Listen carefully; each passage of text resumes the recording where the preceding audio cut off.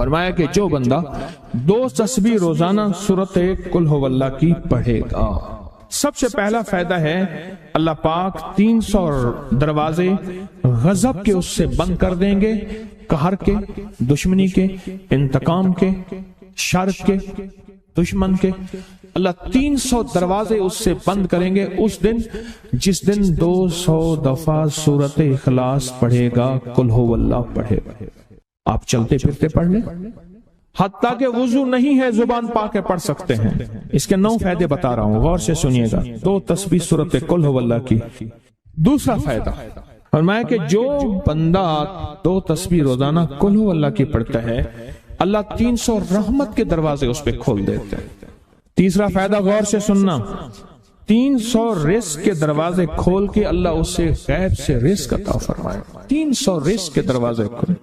چوتھا فائدہ ذرا غور سے سننا، اللہ بغیر محنت کے علم عطا فرمائے گا، اور اپنے علم میں سے بغیر محنت کے، لدنی علم، وحبی علم، وحبی غیبی علم، لدنی وحبی علم، کس کے؟ بغیر محنت کے اللہ علم عطا فرمائے گا اپنے علم میں سے، اور اللہ حلم عطا فرمائے گا اپنی حلم میں سے، اللہ سمجھ عطا فرمائے گا اپنی سمجھ میں سے۔ اور 5واں فائدہ 66 قرآن پاک ختم کرنے کا ثواب ملے گا۔ 66 جو 2 تسبیح سورۃ قل هو اللہ پڑھے گا، 66 قرآن پاک ختم کرنے کا ثواب ملے گا اسے۔ اور اس کا 6واں فائدہ ہے 50 سال کے گناہ معاف ہو جائیں گے۔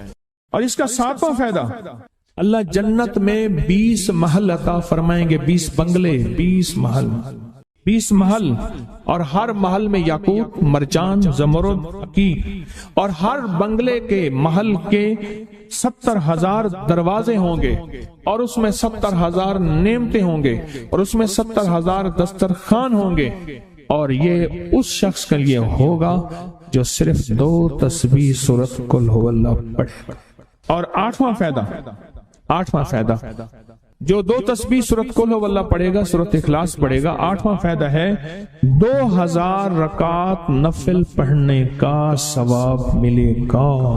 اور آخری 9واں فائدہ، آخری فائدے میں تو میں نے مزہ آ گیا، آخری فائدہ کمال فائدہ۔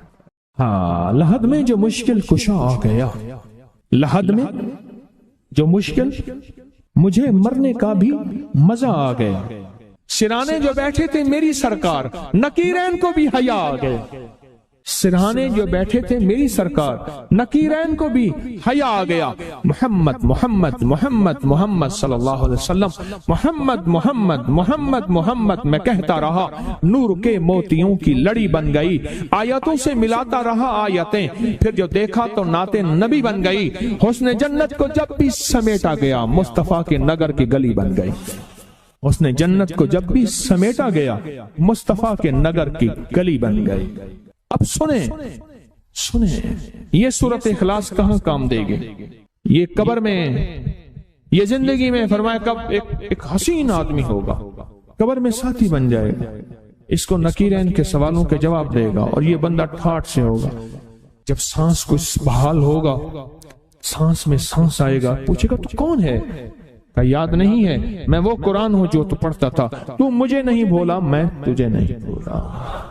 اب سنیں 9واں اور آخری فائدہ جو اس کا بتا رہا ہوں، بہت فائدے ہیں، میں نے اس کے 9 فائدے بتائے ہیں۔ میں جب مرے گا اس کے جنازے میں 1,10,000 فرشتے شامل ہوں گے، کہ جو شخص یہ چاہتا ہے اللہ میری نسلوں کے لیے رزق کے دروازے کھلے رکھ، رزق روحانی اور رزق جسمانی، اللہ میری نسلوں کے لیے دنیا کی مہنگائیاں، حالات، کرائسس، ناکامیاں، اور پتہ نہیں آگے مہنگائیوں کی صورتحال کیا ہوگی، لیکن اللہ مجھ سے اور میری نسلوں سے رزق نہ چھین، تو فرمایا اس شخص کو کہے کہ سورۃ فاتحہ پڑھ، اور سورۃ فاتحہ کو ایک بار پڑھ، اور جب پہنچ ایاک نعبد و ایاک نستعین، اس کو 40 منٹ ایسے وجدان، ایسے درد، ایسی کیفیت کہ کوئی دنیا کا کوئی فرد مجھے یاد نہ رہے سوائے اس کی ذات کریمی کے، اور اس کو دہرا دہرا دہرا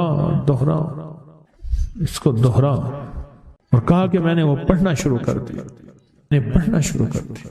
شیخ حامد کوفی کہتے ہیں کہ کوفہ میں ہمارے ہاں ایک رئیس تھا اور لوگ اس کے در سے کھاتے تھے اور لوگ اس کے در سے بہت لیتے تھے اور بہت سخاوت چلتی تھی، اور سنا تھا کہ اس کے والد بھی ایسے رئیس تھے اور سنا تھا اس کے دادا بھی ایسے رئیس تھے، اور یہ بات سنی تھی کہ اس کے دادا نے کوئی عمل کیا تھا اور ایسا نہیں، دادا کے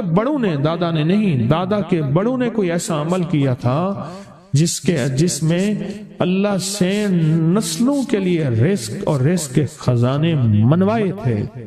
کتنے لوگ ایسے ہیں، مال دولت چیزیں، ایسے حالات اور گردش میں آئے کہ ناموری سے گمنامی میں چلے گئے۔ مجھے یاد ہے کہ میں ٹاؤن شپ میں ایک بندے سے ملا، یہ بات ہے آج سے کچھ 27-28 سال پہلے کم و بیش۔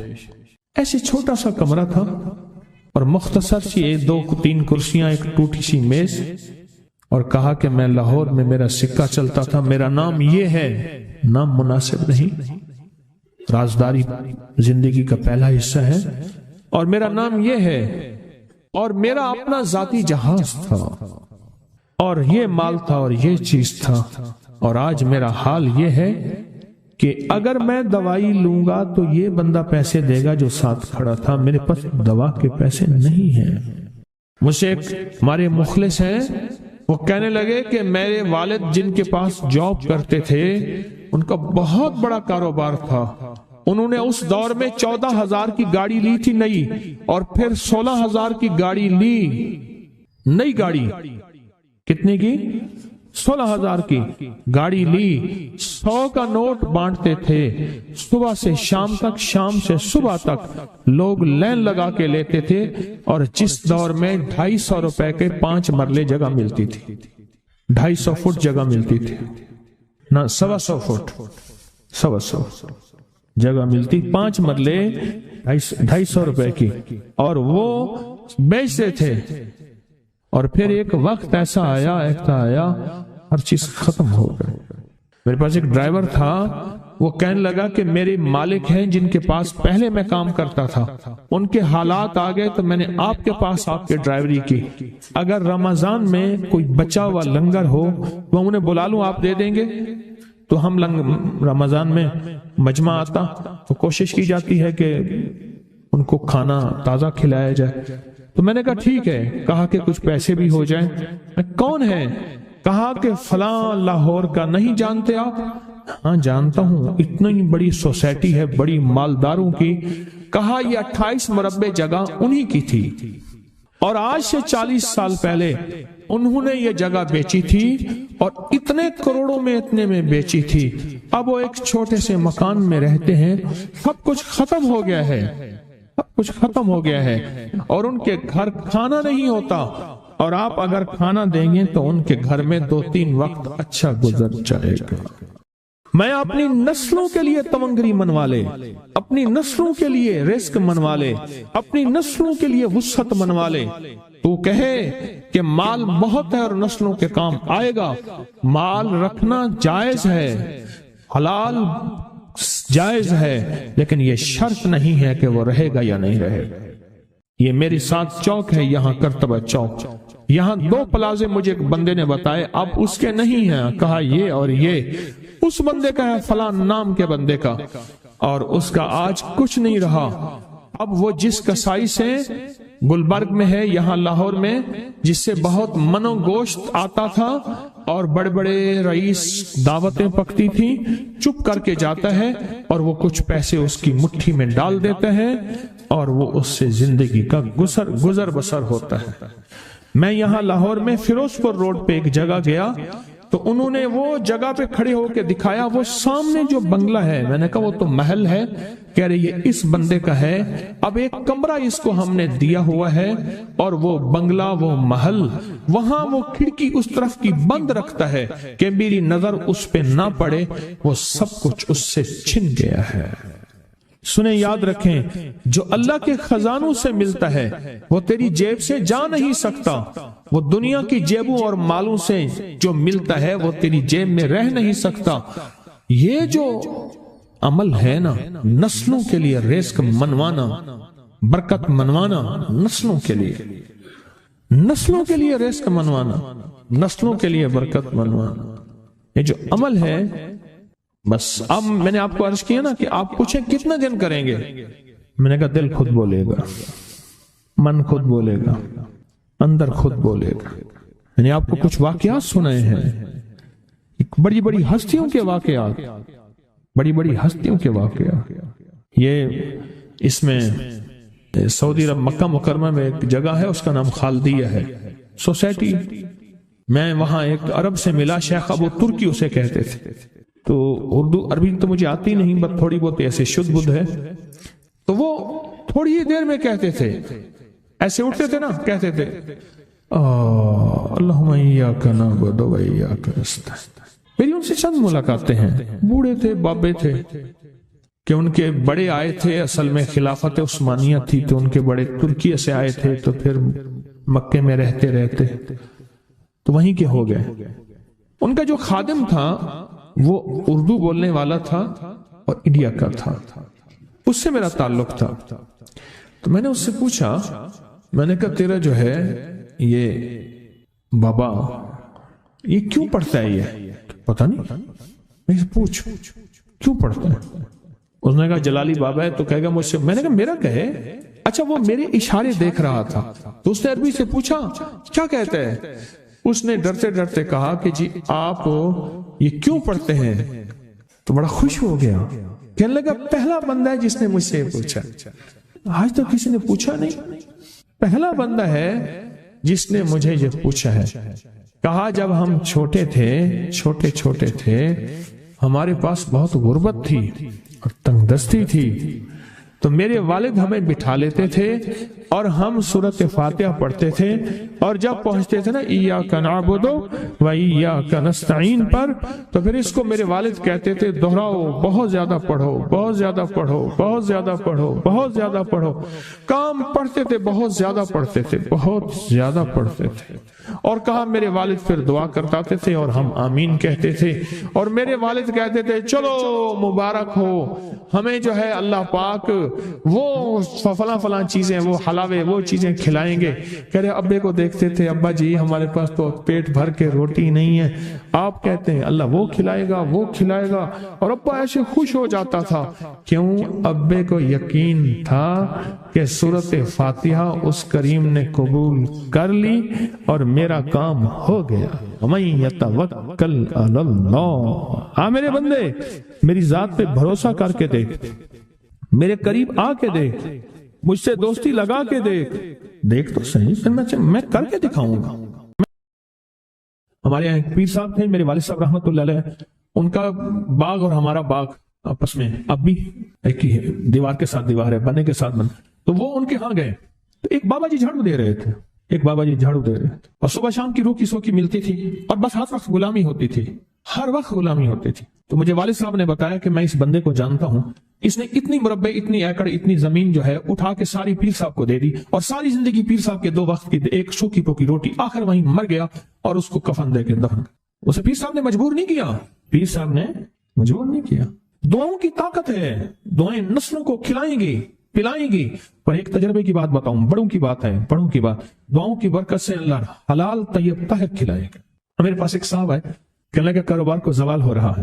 کورنگی میں، کراچی میں فیکٹریاں، ملیں اچھی خاصی ہیں وہ ایریا. تو کہا کاروبار کو زوال ہو رہا ہے، اور کاروبار زوال پہ چلا گیا ہے، کمپنیاں 2-4 بند ہو گئی ہیں، زوال ہو رہا.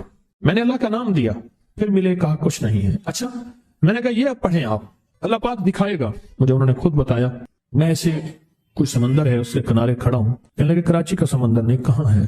تو میری طرف پانی آتا ہے اور وہ گندا پانی ہے، بالکل میلا گندا. تو میں سوچتا ہوں سمندر کا پانی تو بالکل شفاف ہوتا ہے، یہ گندا پانی کیسے ہے؟ اور وہ گندا پانی پہلے میرے ٹخنوں تک آتا ہے، پھر گھٹنوں تک آتا ہے، پھر رانوں تک آتا ہے. اور کہا کہ مجھے دور سے ایک لہر آتی نظر آ رہی ہے کہ شاید میں اس میں ڈوب جاؤں. آواز آتی ہے چلا جا، تیرے رزق میں کوئی مشکوک رزق داخل ہوا ہے، ہم تجھے پاک کرنا چاہتے ہیں، اور یہ سارا مشکوک رزق ہے، اور تیرے مال کو ہم نے اس لیے کم کر دیا. گھبرا نہیں، استقامت سے ہمارا نام لیتے رہنا، بہت جلد تجھے ہم پاک کر کے پھر پاک مال دیں گے.